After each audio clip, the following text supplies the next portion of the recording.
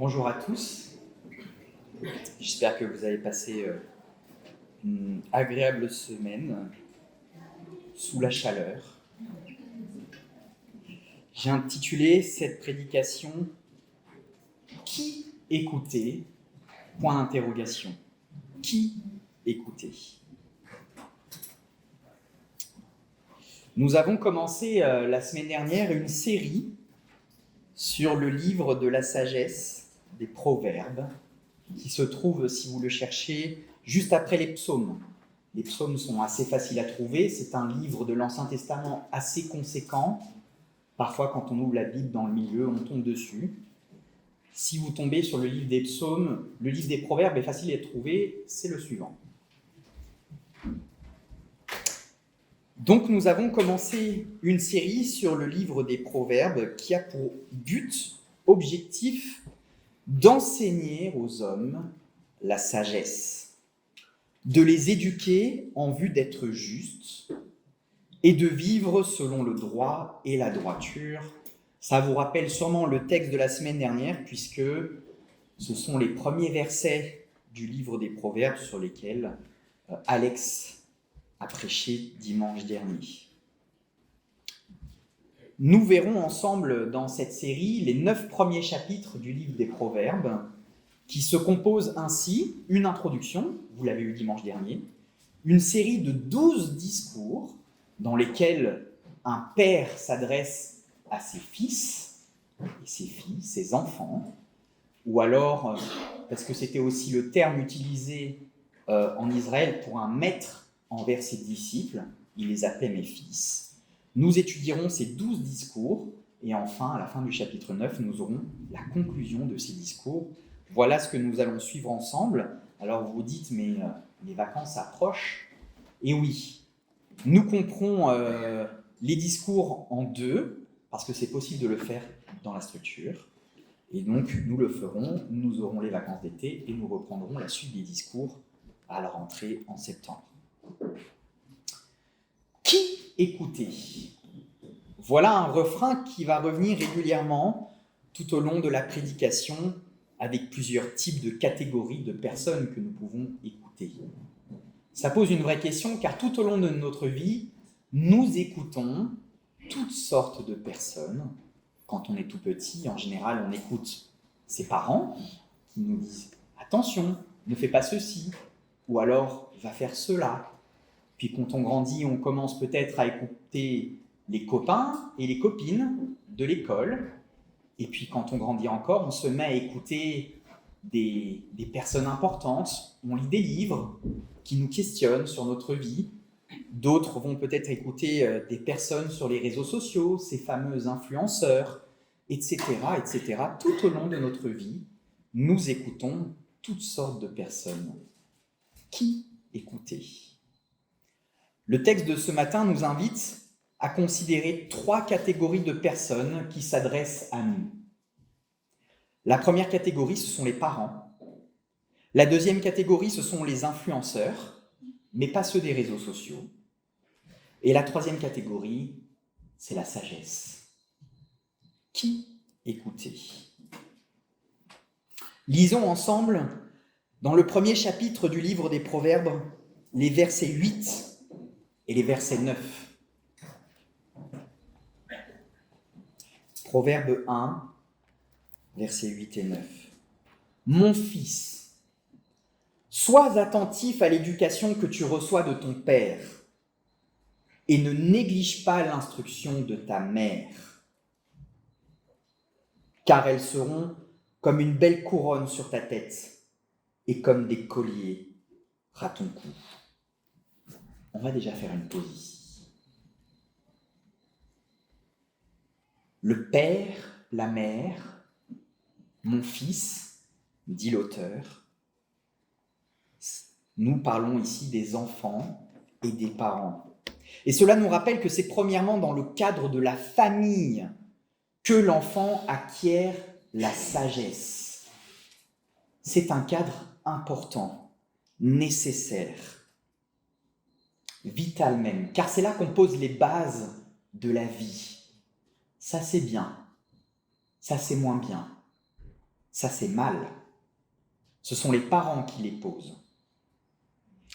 Alors, en tant qu'enfant, on n'a pas toujours envie d'écouter ses parents. Peut-être pour ceux qui commencent à grandir, vont se dire « Ouais, mais mes parents, ils sont un peu vieux jeu, ils fonctionnent à l'ancienne. Ce sont des boomers. Ils sont pas à la page. Ils sont déconnectés de notre monde. On vit d'autres choses aujourd'hui. Ils vivent pas la même chose que nous. Donc, quelque part, ce qu'ils nous disent, ils sont bien gentils, mais moi, je sais. Je sais. » En préparant cette prédication, j'ai lu une histoire qui, à ma connaissance, rassurez-vous, n'est pas vraie. Mais je vous la raconte quand même.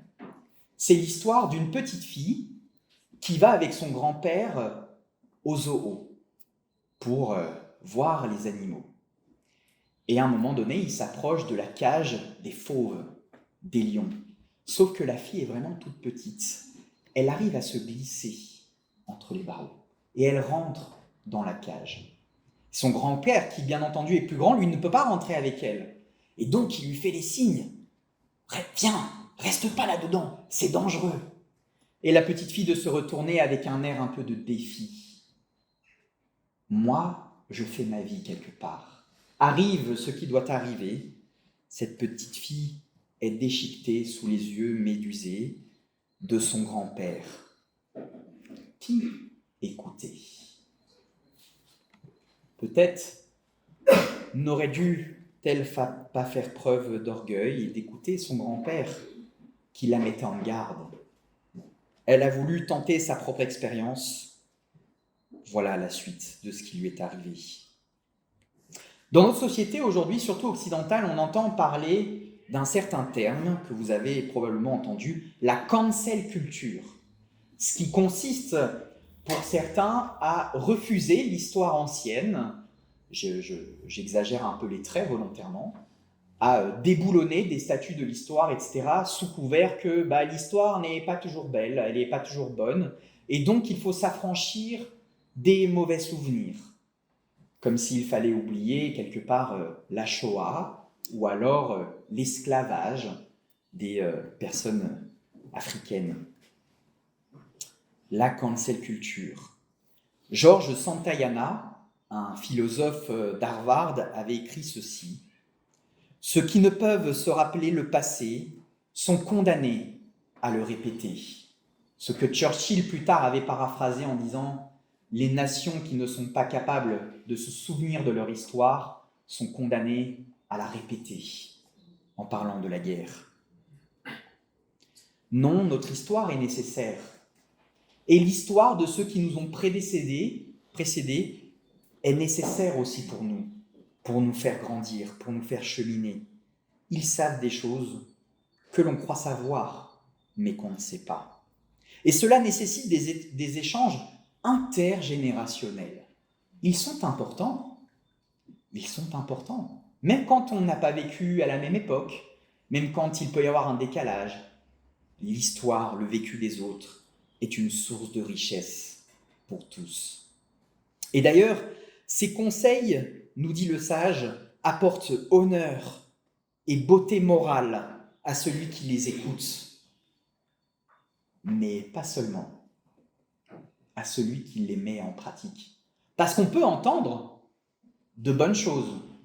Ah oui, j'ai entendu ce matin la prédication, et puis elle rentre par une oreille et elle ressort par l'autre. J'ai entendu, mais a-t-on réellement écouté? L'écoute conduit à la remise en question. Elle conduit à voir les choses différemment. Elle conduit à la mise en pratique de ce que nous avons écouté. Des messages, des mises en garde, des conseils aussi.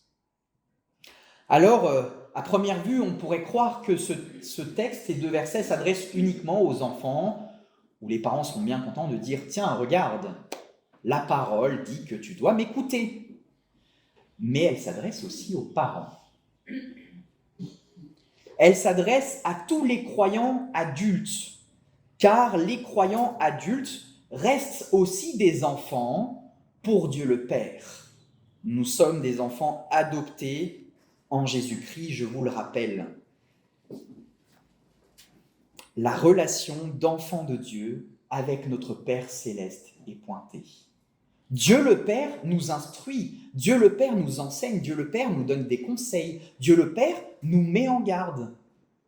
Toujours, même lorsque nous sommes adultes, puisque la vie chrétienne est une marche tout au long de notre vie. Il nous parle par sa parole. Est-ce que nous aussi, nous écoutons les conseils de notre Père, ou est-ce qu'on lui dit « je vais faire ma propre expérience et à la fin on fera les comptes ». Qui a raison dans l'histoire? Ici, la responsabilité des enfants est évidemment ciblée. Enfants, écoutez vos parents et mettez en pratique. Mais il y a également la responsabilité des parents qui est ciblée. Parents, enseignez vos enfants, mais pas seulement. Vivez ce que vous enseignez. Car si vous ne vivez pas ce que vous enseignez, alors vous n'avez que peu de poids dans ce que vous dites. Vivez ce que vous enseignez, et j'irai même plus loin, vivez-le dans l'unité.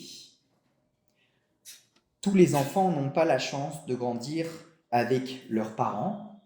Je connais des gens qui ont grandi à la DAS, sans parents, ou d'autres grandissent avec un seul parent, le papa, ou bien souvent plutôt la maman. Mais ici, l'auteur nous rappelle que l'enseignement se fait à deux, le père et la mère dans l'unité. Ça paraît anodin, mais je crois que ça ne l'est pas. Papa, pourquoi tu me dis non? Maman m'a dit que je pouvais. Ah. Mince. Qu'est-ce qu'on fait? Dans l'unité et l'enseignement.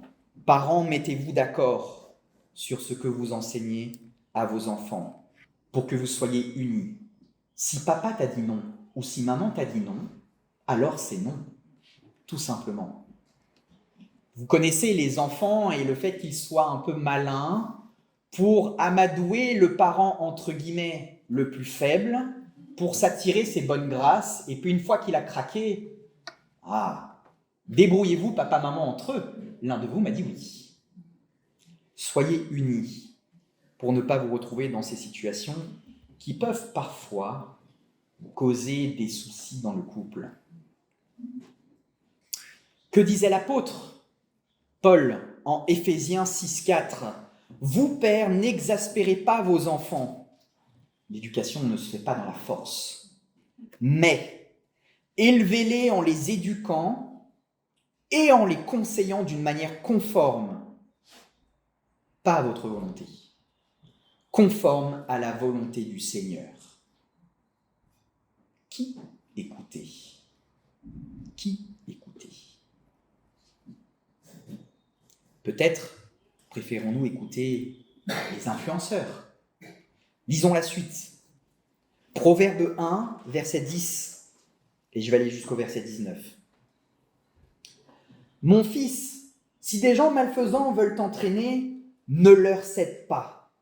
S'ils te disent, viens avec nous, dressons une embuscade pour tuer quelqu'un. Tendons sans raison un piège au sang. Nous l'engloutirons tout vif, comme le séjour des morts. Il disparaîtra tout entier, comme ceux qui descendent dans la tombe. Nous ferons main basse sur un tas de biens précieux. Nous remplirons nos mains de butin. Tu en auras ta part avec nous. Nous ferons tous bourse commune. Mon fils, ne te mets pas en route avec ces gens-là. Évite d'emprunter les mêmes chemins qu'eux, car ils se précipitent vers le mal, ils ont hâte de répandre le sang. Mais il est vain de vouloir tendre un filet pendant que tous les oiseaux t'observent. En vérité, c'est au péril de leur propre vie que ces gens-là dressent des embûches. C'est à eux-mêmes qu'ils tentent des pièges. C'est à cela qu'aboutissent tous ceux qui cherchent à s'enrichir par des voies malhonnêtes. Un gain mal acquis fait périr celui qui le détient. Les influenceurs. Hashtag Dubaï. Hashtag argent facile. Hashtag vie parfaite en dégâts potables avec belle maison et jolie fille. Hashtag pas de soucis. Hashtag beauté. Hashtag filtre. Hashtag conseil. Conseil de quoi? Je me pose souvent la question. Les réseaux sociaux et la naissance des influenceurs, ces personnes sur qui vous tombez quand vous scrollez sur TikTok et autres, qui vous disent « Tu vis ça dans ta vie, alors j'ai un bon conseil pour toi. Toi aussi, achète mon offre patati patata et tu verras, tu seras heureux dans ta vie. Elle ne coûte que 2000 balles. » Voilà, c'est sûr. Vous allez l'enrichir lui, pour des conseils dont on ne sait même pas d'où il les tient. Tout le monde peut donner des conseils à tout le monde. Et les vendre hors de prix aussi. Mais ce n'est pas de ces influenceurs-là dont nous parlons ce matin. On peut parler de ces influenceurs que nous avons à l'école et qui te dit « Hey, tu vois tel camarade de classe, viens, on va lui faire quelque chose. Et si tu le fais avec moi, alors les autres vont t'approuver. Tu seras bien vu. » Ce n'est pas qu'à l'école, car ça continue au lycée, puis ça continue à la fac, puis ça continue au travail aussi. Être accepté des autres, voilà un but recherché par bon nombre d'entre nous. Qui écouter? Sagesse ne rime pas du tout avec mauvaise fréquentation. Qu'est-ce qu'il y a à gagner? De l'argent? D'accord. Mais à quel prix? Celui de sa propre vie, nous dit le texte. Voilà le sujet même du péché. Désobéir à Dieu pour obtenir des richesses. Souvenez-vous, la série sur le Sermon sur la montagne, des richesses comment? Périssables. La rouille, ouverte, que le voleur vient vous saisir comme ça. Des richesses pour se croire libre, mais être en fait devenu esclave. On croit que la richesse va nous offrir la liberté. Oh, j'ai la liberté de ne plus travailler, j'ai la liberté de m'offrir ce que je veux. Il est toujours très étonnant de voir que plus les gens sont riches, et plus ils en veulent, plus ils veulent de richesse. Ils sont devenus esclaves de leur propre argent, alors que l'argent ne devait rester qu'un moyen, il est devenu un maître. Et souvenez-vous, on ne peut pas servir de maître. J'ai gagné ma vie. C'est ce que l'on dit quand on gagne de l'argent. Je gagne ma vie. Certains diront, j'ai gagné ma vie, j'ai gagné encore plus. Mais en fait, tu l'as perdu. Même si le choix est difficile, il vaut mieux parfois perdre des amis que de perdre sa propre vie. Les fréquentations, c'est pas toujours simple, je l'accorde.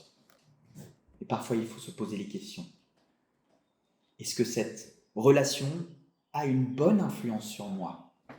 Ou est-ce qu'au contraire, elle en a une mauvaise? Face à de telles propositions, être sage, c'est savoir dire non. Savoir dire non. Parfois, c'est mal vu de dire non. Sous couvert de politesse, on dit oui. Mais savoir dire non est preuve de sagesse. Le livre des Proverbes a de grandes affinités avec l'épître de Jacques dans le Nouveau Testament. L'épître de Jacques est construite quasiment identiquement à la manière du livre des Proverbes. C'est quelque chose qu'on découvre en étudiant la théologie et qui est fort de sens, je trouve. Car l'auteur, Jacques, dit ceci, « Que ton oui soit oui et que ton non soit non. » La sagesse consiste à savoir dire oui quand il faut dire oui, mais elle consiste aussi à dire non quand il faut dire non. Alors, qui écouter? Peut-être vaut-il mieux écouter la sagesse. Lisons ensemble la suite, versets 20 à 33. J'ai fait exprès de parler doucement quand les influenceurs s'adressaient à vous. Mais voici ce que dit la sagesse. La sagesse crie bien haut dans les rues. Sa voix résonne sur les places publiques, dominant le tumulte. Elle appelle près des portes de la ville, elle fait entendre ses paroles, disant « Gens sans expérience, jusqu'à quand vous comblerez-vous dans votre inexpérience ?» Et vous, moqueurs, jusqu'à quand prendrez-vous plaisir à vous moquer? Et vous, insensés, jusqu'à quand détesterez-vous la connaissance? Écoutez mes avertissements. Voici, je répandrai sur vous mon esprit et je vous ferai connaître mes paroles. J'ai appelé et vous m'avez résisté. J'ai tendu la main et personne n'y a prêté attention. Vous avez rejeté tous mes conseils et vous n'avez pas voulu de mes avertissements. C'est pourquoi, lorsque le malheur fondra sur vous, je rirai. Quand la terreur vous saisira, je me moquerai. Quand l'épouvante comme une tempête viendra sur vous, que le malheur fondra sur vous comme un ouragan et que la détresse et l'angoisse vous assailleront, alors ils m'appelleront, mais je ne répondrai pas. Ils me chercheront, mais ne me trouveront pas. Puisqu'ils ont détesté la connaissance et qu'ils n'ont pas choisi de craindre l'Éternel, qu'ils n'ont pas voulu de mes conseils et qu'ils ont dédaigné tous mes avertissements, eh bien, ils récolteront les fruits de leur conduite et ils se répéteront jusqu'à ce qu'ils en aient plus cassé de leurs propres projets. Car la présomption des gens inexpérimentés causera leur mort et l'assurance des insensés les perdra. Mais celui qui m'écoute habitera en sécurité. Il vivra tranquille sans avoir à redouter le malheur. Ici, la sagesse est personnifiée. C'est la première fois qu'elle l'est dans le livre des Proverbes et elle le sera encore dans d'autres chapitres, notamment le chapitre 8 et le chapitre 9. Qui est cette sagesse personnifiée? Matthieu, dans son évangile au chapitre 11, et l'apôtre Paul, dans sa première épître aux Corinthiens au chapitre 1, nous disent que la sagesse personnifiée, c'est Jésus-Christ. Et elle ne parle pas dans le secret. Elle crie. Parce qu'elle n'a rien à cacher. Elle n'a pas honte des mauvais desseins. Ne le dis pas aux autres. Garde-le pour toi.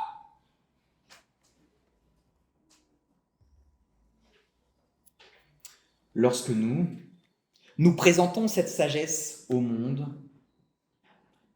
est-ce que nous la cachons? Est-ce que nous en avons honte? Est-ce que l'on dit aux autres « J'ai une bonne nouvelle pour toi » Ou est-ce qu'on dit « J'ai une bonne nouvelle pour toi » Le Seigneur, dans son amour, te sauve de la condamnation, de la colère de Dieu. Comment est-ce que nous présentons cette bonne nouvelle? Comment est-ce que nous présentons cette sagesse? L'apôtre Jean, dans son évangile au chapitre 3, versets 19 à 21, écrit ceci. « Et voici en quoi consiste la condamnation du monde. C'est que la lumière est venue dans le monde, mais les hommes lui ont préféré les ténèbres, parce que leurs actes sont mauvais. En effet, celui qui fait le mal déteste la lumière. Il se garde bien de venir à la lumière, de peur que ses actes soient révélés. Mais celui qui a une conduite conforme à la vérité vient à la lumière pour qu'on voit clairement qu'il accomplit ses actes dans la communion avec Dieu. Être sel de la terre, être la lumière du monde, c'est ça. Alors, vis-à-vis de la connaissance, on peut avoir parfois un peu la flemme. Laisse-moi plutôt me distraire. La connaissance, c'est bien gentil, mais je préfère mes désirs. On peut s'en désintéresser. Oh, tu me parles de Dieu, laisse ça pour les gens qui en ont besoin. Moi, j'en ai pas besoin. On peut aussi préférer apprendre par soi-même, sans considérer les avertissements. Et ça, je pense qu'il y en a beaucoup dans ce cadre-là. Ok, c'est bien gentil, mais laisse-moi vivre ma vie, et puis je vais vivre, et puis on verra bien ce qui va m'arriver, etc. Bien souvent, la conclusion, c'est « tu avais raison, tu me l'avais dit. Et pourtant. Ou alors on peut se moquer de ceux qui considèrent de telles choses. Alors aujourd'hui, je ne sais plus trop comment ça se passe, mais moi, quand j'étais au collège, je faisais partie un peu des cancres. J'étais au fond de la salle avec tous les copains qui pensaient qu'à s'amuser. Et il ne faisait pas bon, en tout cas dans ma classe, d'être ce qu'on appelle un intello, de quelqu'un qui réussit, qui a des bonnes notes. « Ah, le faillot !» Voilà. Quel camp il fallait choisir? J'ai été dans ce camp-là, je le reconnais avec humilité aujourd'hui, et je regrette, car la parole de Dieu nous dit que agir ainsi, c'est pure folie. L'attitude de la sagesse à l'égard de ceux qui se moquent de ses conseils le prouve. Elle rit. Mais ce n'est pas un rire cruel. « Ha ha, je vous l'avais bien fait, je vous l'avais bien dit, c'est bien fait pour vous. » Certains diraient « chais ». Non, ce n'est pas ce rire-là de la sagesse. C'est un rire face au ridicule que représente une telle situation. Le ridicule de choisir sa propre destruction alors que la sagesse te propose le bonheur. Je mets devant toi le bonheur et le malheur, la vie éternelle et la mort. Que choisis-tu? Deutéronome 30. C'est ridicule de choisir la mort. Si vous croisez quelqu'un dans la rue et vous lui dites « Tu veux le bonheur ou le malheur ?» Évidemment, il va répondre le bonheur. Et pourtant, il va choisir le malheur. Ah, c'est ridicule. Et la sagesse rit de cette situation ridicule. Comment devenir plus sage? En étudiant tout simplement les écrits où la sagesse est consignée. Et où est-ce qu'elle est consignée? Vous l'avez dans vos mains. La parole de Dieu, la Bible. Rejeter ces paroles, c'est rejeter la sagesse. Et rejeter la sagesse, vous l'aurez compris, c'est rejeter Dieu lui-même. L'apôtre Paul dit en Romains chapitre 1, versets 19 à 22, en effet, « Ce qu'on peut connaître de Dieu est clair pour eux, Dieu lui-même le leur ayant fait connaître, car depuis la création du monde, les perfections invisibles de Dieu, sa puissance éternelle et sa divinité se voient dans ses œuvres. Quand on y réfléchit. Ils n'ont donc aucune excuse, car alors qu'ils connaissent Dieu, ils ne lui rendent pas l'honneur qu'on lui doit et ils ne lui expriment pas leur reconnaissance. Ils se sont égarés dans des raisonnements absurdes et leur pensée dépourvue d'intelligence s'est trouvée obscurcie. Ils se prétendaient sages, mais ils sont devenus fous. Ne pas écouter la sagesse conduise à des actes qui peuvent être lourds de conséquences pour ceux qui les commettent. Et la conséquence, elle n'est pas cachée. La sagesse le dit. La conséquence, c'est la mort. Mais l'inverse marche aussi. Écouter la sagesse apporte bien des avantages. Ici, habiter en sécurité et vivre tranquille, sans redouter le malheur. Alors, en conclusion, je retourne ma question initiale et je te la pose à toi-même. Qui écouteras-tu? Qui écouteras-tu? Le texte d'aujourd'hui te présente 3 options. Tes parents, les influenceurs de toutes sortes ou la sagesse. Écouter ses parents est important parce qu'ils ont vécu ce que tu n'as pas encore vécu. Et donc ils peuvent te dire et te partager leur expérience. Leur expérience et leurs conseils sont une précieuse richesse qu'il ne faut pas négliger, même si elle semble parfois déconnectée de notre monde. Mais le monde tourne en rond, tout se répète. Alors les conseils ne sont pas vains. Parents, votre responsabilité est engagée. Avant tout, celle d'écouter votre Père céleste et d'obéir à la sagesse personnifiée, Jésus-Christ. Mais également la responsabilité d'enseigner ses enfants et de vivre selon la volonté de Dieu consignée dans sa parole. La voie la plus facile, Le chemin étroit qui mène à la perdition, souvenez-vous, le sermon sur la montagne, consiste à écouter les influenceurs, ceux que l'on croit qu'ils vont nous élever, mais qui en fait nous rabaissent moralement. Ceux qui veulent tout gagner, mais qui dans la réalité vont tout perdre. N'écoutez pas ces gens-là. Ils te font croire qu'ils veulent ton bonheur, mais en réalité, ils veulent juste croire qu'ils auront le leur. Inutile de vous dire que tout cela est un leurre. Enfin, écouter la sagesse est un impératif pour ne pas se perdre et ne pas perdre sa vie, car elle est la source de bien des avantages pour toi.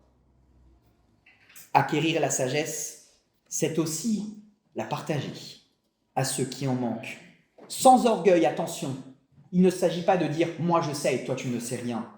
Garde à cela, car ton témoignage serait plombé.